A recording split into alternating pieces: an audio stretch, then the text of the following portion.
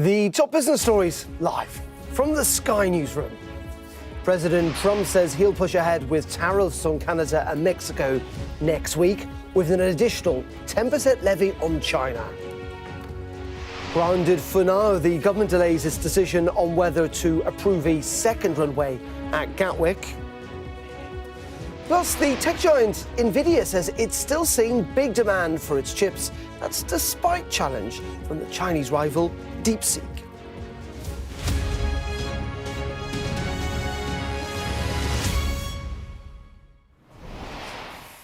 Very good afternoon and welcome to Business Live here on Sky News with me, Darren McCaffrey. We are going to go, first of all, to we're going to bring you up to date with what's happening with Gene Hackman this afternoon. Reports coming in from the local authorities there that Gene Hackman and his wife had been dead for some time. That is just coming into us here at Sky News, of course. The actor, 95, a legendary Hollywood actor, was found dead overnight. But as I said, we're just getting confirmation in from the authorities there that Gene Hackman and his wife had been dead for some time. There have been suggestions that carbon monoxide poisoning caused the death of both him and his wife, and that, as I say, they may have been dead for some time. We'll have more on that story at the top of our 5 o'clock with Mark Austin. Also, just to bring you up to date, this is the live scene at Fort Lauderdale this afternoon, where Andrew and Tristan Tate, we believe, have landed. A spokesman for the brothers said that the Romanian courts had decided to return all the goods, including cars, watches and monies, to both brothers. They were facing, of course, a number of criminal charges in Romania and the UK. They've denied any wrongdoing. They have been allowed clearly to leave Romania, been allowed to move to Fort Lauderdale. And it seems that we are going to hear from them almost certainly as they come out of the airport there. We will bring you that when they do leave that airport. You can see there's clearly a scrum of press there waiting to hear from the Tate brothers, who have now landed in Florida, having left Romania, where they were facing criminal charges. Charges, it must be said, they have constantly denied. OK, we're going to start with some other breaking news this afternoon, and that is that President Trump has said that tariffs on goods from America's biggest trading partners, Canada and Mexico, will come into effect next week on the 4th of March. Posting on his Truth Social this afternoon, President Trump said that drugs were continuing to pour in from both countries and the tariffs would go ahead as scheduled. Meanwhile, he also says China will face an additional 10% levy from that date. Let's bring in our US correspondent, Mark Stone, who is, of course, at the White House this afternoon, awaiting the arrival of Sir Keir Starmer, our Prime Minister. But before we get on to that, just a little bit more on the tariffs. There was kind of a deal, wasn't there, to delay them, Mark, by a month. But President Trump clearly stating this afternoon that he doesn't think enough progress has been made. Yeah, look, I think you won't be surprised to hear me say that confusion is an apt word. You're right, Darren. When Donald Trump first suggested or said that these tariffs would be put in place for both Canada and Mexico, 25% on everything is what he was suggesting.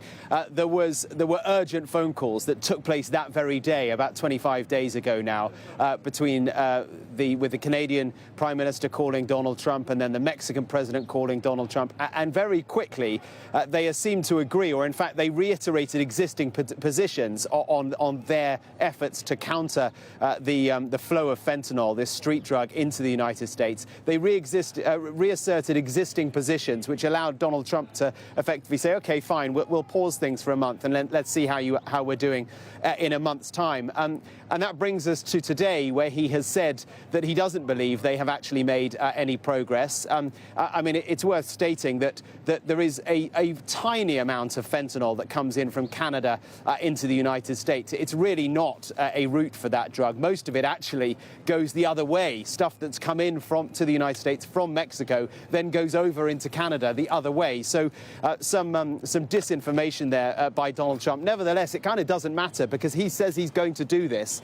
And now, once again, both Canada and Mexico will be panicking. That said, I talked about confusion. The reason there's confusion is because yesterday at the cabinet meeting, Donald Trump effectively said in words what he repeated on Truth Social today, that he would impose those tariffs, only for his Treasury Secretary then to, some might say quite bravely, pipe up and say, well, actually, Mr. President, I think what we're saying is that these two countries have still got until the 2nd of April to be able to prove to you, the President, they are doing something to counter the fight against fentanyl. So much confusion, and I suppose where does that leave Keir Starmer from his perspective? Well, it leaves him in a position where he can never be quite sure that what the President may tell him in the White House a little later on is actually what will end up happening.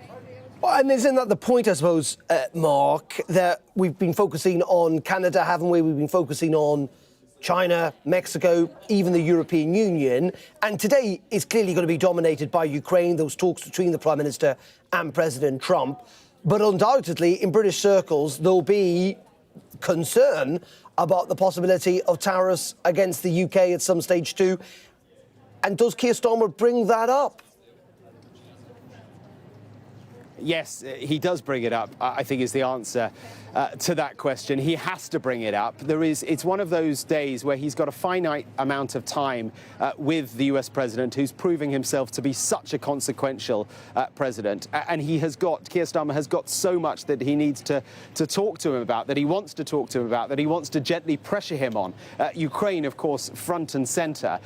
But if Ukraine wasn't being discussed, then the other massive issue is trade. And I think from a British position, what I think Keir Starmer wants and needs to try and do is kind of carve out Britain as a separate entity from the European Union, remind Donald Trump that Britain is separate, and as a consequence of Brexit, a kind of, as it would turn out, a positive byproduct right now of Brexit is that the UK can say to the Americans, look, we're not the same. We do not have the deficit that the EU has when it comes to trade with the United States. It's kind of equal with the UK. And so don't punish us like you're going to punish the European Union. Treat us differently. And I think the words of Peter Mandelson, Britain's ambassador to the United States, last night at an event I was at, Peter Mandelson said in a sort of opening speech at the event at the embassy, he said, we share people with America, we share cultures, and we share a lot of intelligence. We share fighting some of our adversaries, and one thing we do not need to fight over, so said Peter Mandelson, is trade. He's a man who knows about trade, a former trade commissioner at the European Union when the UK was part of the EU. Trade is kind of his big thing, and so I think that puts him in an advantageous position. But be in no doubt, Darren, that this is one of those meetings where Keir Starmer needs to get so much across, and in a delicate way, because this is a president who takes offence and takes correction to heart very quickly. Indeed. Mark, great stuff as always. And just a reminder, that's Mark Stone in Washington. We will have full coverage from Washington, D.C. from 5 o'clock this afternoon. Keir Starmer due to arrive there at around 5:15 this afternoon. Do join Mark Stone, Beth Rigby and Mark Austin on the News Hour for full coverage from 5 p.m. this evening. A very significant moment. And as you may well have noticed also on the sidebar on the side of your screen, we are also expecting to hear from the Tate brothers at some stage this afternoon, who've arrived in Fort Lauderdale in Miami, from Romania, and we will also bring you their words if they speak outside the airport as we get it here on Sky News. Let's turn back to the UK, though, because the government here has signalled that plans for a second runway at Gatwick are to be given the green light if environmental conditions are met. The Transport Secretary, Heidi Alexander, said that she was minded to approve the plans, but the deadline has been pushed back until the end of October. Let's bring in Paul Kelso, who's been at Gatwick all day for us. Paul, very good afternoon to you. Just talk us through what has gone on here. There was a real expectation, even this morning, that this was go, go, go, and yet it's been somewhat grounded, at least temporarily. Yes, it has. I mean, I think Gatwick thinks they're probably cleared to taxi towards the runway, not yet for takeoff. We were expecting this to be perhaps a bit more clear-cut. The Transport Secretary approving a plan that Gatwick could put forward. Dig behind this, it's a lot more complex. The Planning Inspectorate actually rejected Gatwick's plans. It said it would cause harm via greenhouse gas emissions, emissions more generally from public transport, noise pollution and the like. But in an unprecedented move, the Planning Inspectorate itself suggested some tweaks to Gatwick's plans, so commitments around how many people should arrive at the airport by public transport, how quickly it should mitigate the noise pollution in homes around the airport. This has effectively given Heidi Alexander, remember, a growth-focused Transport Secretary and a growth-focused government, a lifeline to say she approves a plan if Gatwick will agree to these mitigations. That is perhaps easier said than done, though, because a lot of this still remains to be negotiated. And Gatwick, for one, isn't sure it wants to be subject to whether the rail companies can get people here in the numbers it needs. It only wants to be responsible for the issues it controls. I spoke to Stuart Wingate, the chief executive, earlier. We can hear him. He said he welcomed the government's commitment to this development. It sounds like there's a lot of details still to be agreed. We very much welcome the fact that today the government says they're minded to accept the development of the northern runway here at Gatwick, and we're certainly going to engage with the government in the months ahead to make sure that we get a final approval to bring these plans to fruition later in the year. Okay. The Planning Inspectorate, we learned this morning, recommended she reject your original plan for the runway. What can you do to change their mind and meet the conditions that appear to have been laid down today? Well, we're at the stage now where we need a government decision to take these plans forward. Our investors are ready to get on with this investment. It's £2.2 billion of private money, creating £1 billion additional economic benefit to the UK economy and 14,000 jobs. So we're ready to do that. But what we must ensure in the months ahead is that we work with government and we find planning conditions for this development that offer sufficient protection to local communities, but also give us the confidence to go ahead with this investment. It's £2.2 billion, and we need to be certain that we can utilise the runway in the years ahead to justify that investment. As I understand it, the particular areas of concern are noise mitigation and public transport, how people get here, increasing the number of people using public transport. Under those conditions, as you understand, is this an investable project? Well, that's the conversation that's now going to take place over the coming months. We need to make sure that wherever those conditions settle with the government, that we have the confidence that we will ultimately be able to utilise the runway. It only makes sense to make that investment, create those jobs, generate the economic activity for the UK economy, if we can utilise the runway, and that's what we're going to engage with the government. But you don't know the answer to that question today, whether it's investable yet. Well, that's what lies ahead. We need to make sure that those planning conditions allow us, at the end of the day, to go ahead with this investment. It's private money, so we need to make sure that we can get a return on that investment, and the way that we do that is by being certain that we'll be able to utilise the runway. Can you meet a legally binding commitment to public transport use of passengers coming to this airport? So there's a range of conditions attached to the planning permission, and what we need to make sure is the public transport condition, as well as the other conditions, are conditions that allow us, when we make the decision to go ahead with the investment, to push the green light and make the £2.2 billion of investment. And that's what we're going to be engaging with the government on in the weeks and months ahead. That sounds like a no. How can you reassure that more people will use public transport to get here? So we already have an industry-leading participation of passengers getting to and from the airport by public transport. We've got a very strong track record of having passengers come to and from the airport by public transport. What we're prepared to do, and we've put forward to government, are concessions that says, for example, if we weren't to have 54% of passengers getting to and from the airport by public transport in the future, then we wouldn't take forward at that time any further building of multi-storey car parks. They're the sort of concessions that we've put forward as part of the planning process. But where we stand today is a position that says We want to go ahead with the development. We want to invest £2.2 billion in the UK. We want to create these jobs at the airport and the region, 14,000 jobs, and we want to get the boost to the UK economy. But to go ahead with that investment, the planning conditions need to be such that we can be certain that we can make use of the runway. Let's deal with noise briefly. It appears, again, it's noise mitigation, insulating people's homes. Planning inspector appears to want you to do that all up front. Sounds like you want to do it in stages. Where are you on that? Can you guarantee that people will be affected by the enormous disruption that would bring, that the noise will be kept out of their homes? So we've put forward an industry-leading package of noise mitigation.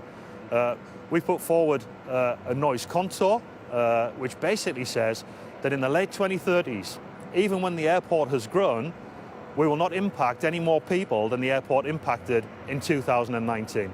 Okay, and let's deal with, people will be watching this and thinking, we're expanding an airport, another airport, the day after the Climate Change Committee has said emissions from air travel are going to have to come down to less than 20% of what they are currently. How can you possibly encourage more travel without worsening air quality and climate quality? So the Secretary of State has had to weigh up these decisions. She's weighed up all of these points in making the decision, and she's minded to give us approval to go ahead with this project. We'll be having all of these discussions with the government over the coming months, and what we look forward to is getting that final approval later in the year. The timetable's shifted. If you get a yes, when will you have planes? Could you have planes using the new runway? So we're ready to get on with this investment as soon as the government makes a decision. If we can get an early decision this year, we expect to see planes taken off from the northern runway around the turn of this decade. That was the Chief Executive of Gatwick Airport speaking to Paul Kelso a little earlier on, and this is the live shot at Fort Lauderdale International Airport, where we are keeping across those pictures. Clearly a group of journalists have gathered outside there waiting for the arrival of Andrew and Tristan Tate. We know they have landed at the airport. We're expecting them to leave, maybe even to say a few words in the next couple of minutes. Clearly, they had been in Romania, where they were charged with human trafficking and also charged with forming a criminal gang to sexually exploit women. There had been, as I say, a travel ban imposed. That has now been lifted. They have denied those allegations, but clearly they have travelled to the United States, and we will have coverage of that clearly here on Sky News if and when they come out to speak. You're watching Business Live. We're going to take a quick break though first. Coming up also next, we'll be looking at how the markets are doing this afternoon. The FTSE is up a little. All the details after this commercial break.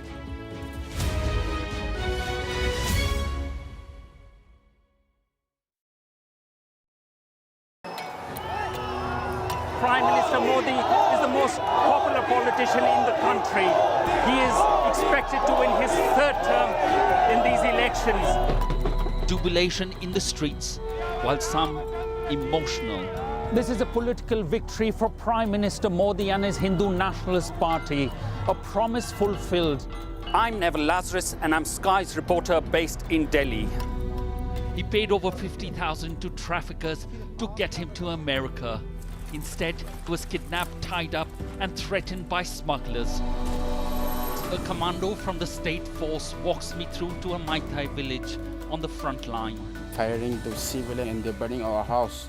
We cross to the opposite side, held by the cookies. When they fire, we have to retaliate. Sky News, get the full story first. Companies like these are helping India in its trajectory to be a serious player in space exploration. The enthusiasm is palpable. The young desire change. These elections are a pivotal moment for the country's economic and political history. The concern here is that the public healthcare system is inadequate.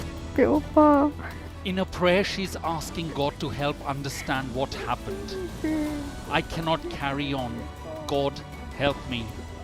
He says his world has crashed. Like him, there are scores of families searching for their loved ones. Too often have families endured such tragedies for the negligence not only by the administration, but also by spiritual people in this country. Free, wherever you get your news.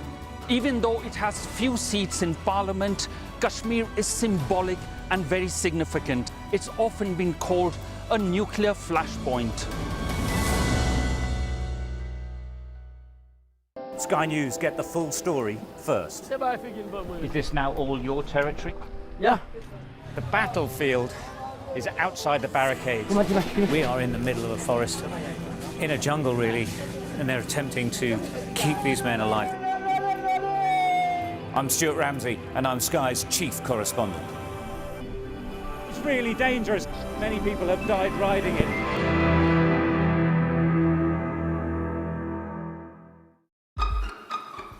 We've got your Sunday mornings covered.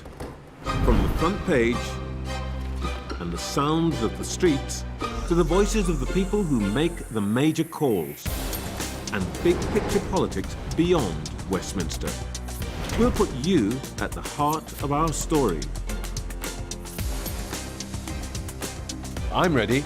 Are you? Join me, Trevor Phillips, Sunday mornings on Sky News. We are under Israeli military restrictions in terms of some of the things that we can film, but it's important to be in there. What a slow drive for the president as he approaches his golf club. 4 more years! Free wherever you get your news. I'm Mark Stone and I'm Sky's correspondent based here in Washington, D.C.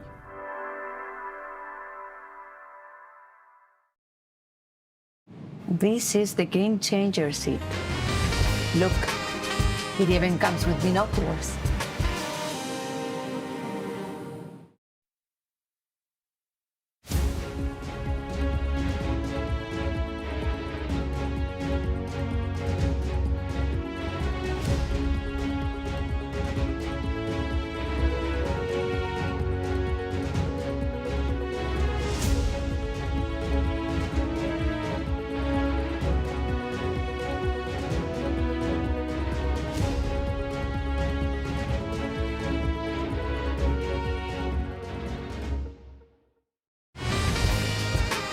Fly Emirates, fly better.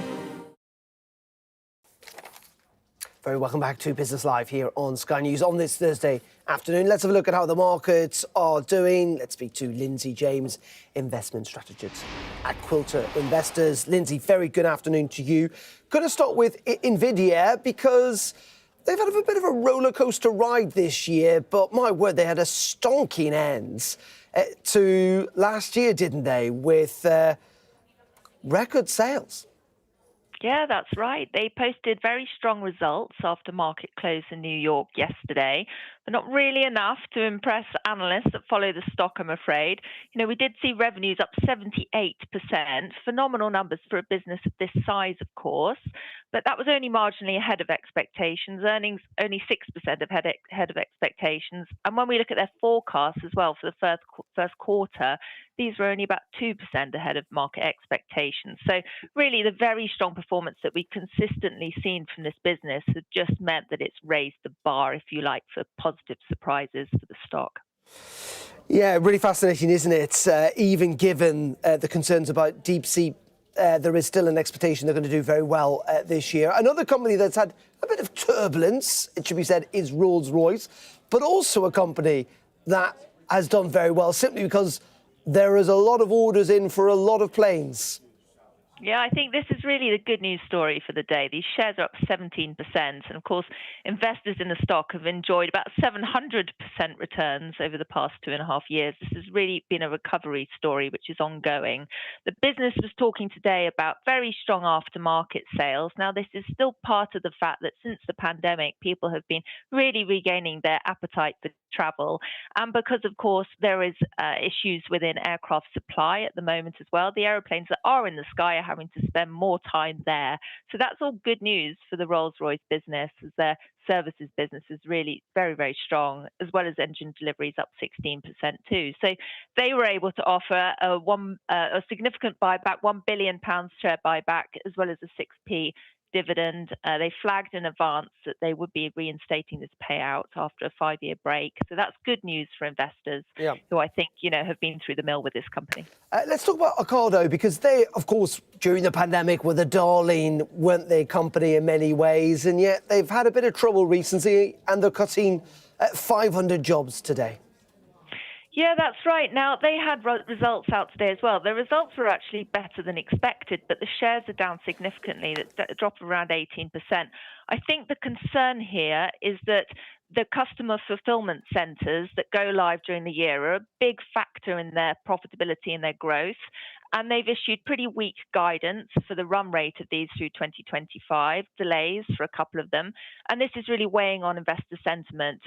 So, I think the fact that although profitability has been pretty good, they are having to focus on delivery at the moment, as this has been an ongoing issue for the business. Yeah, really fascinating stuff, and a sign of our changing habits, but also maybe of how companies are having to adapt to increase in costs, not least of all tax costs in the year ahead. Lindsay, really appreciate your time. Thank you very much indeed, Lindsay James there. OK, well, that is it from me on Business Live for today. Of course, we're back tomorrow morning at 11:30. Coming up next, though, it is the News Hour with Mark Austin. 2 stories we're keeping across this afternoon. We're expecting the Tate brothers to emerge from that airport at Fort Lauderdale, possibly in the next couple of minutes. They, of course, having travelled from Romania. And also from the White House, where we're expecting Sir Keir Starmer, the Prime Minister, to arrive in the next 15, 20 minutes or so for a crucial meeting with President Trump. The first time they've met as Starmer Prime Minister and President Trump back in the White House. Full coverage with Mark Austin up next here on Sky News. Do stay tuned.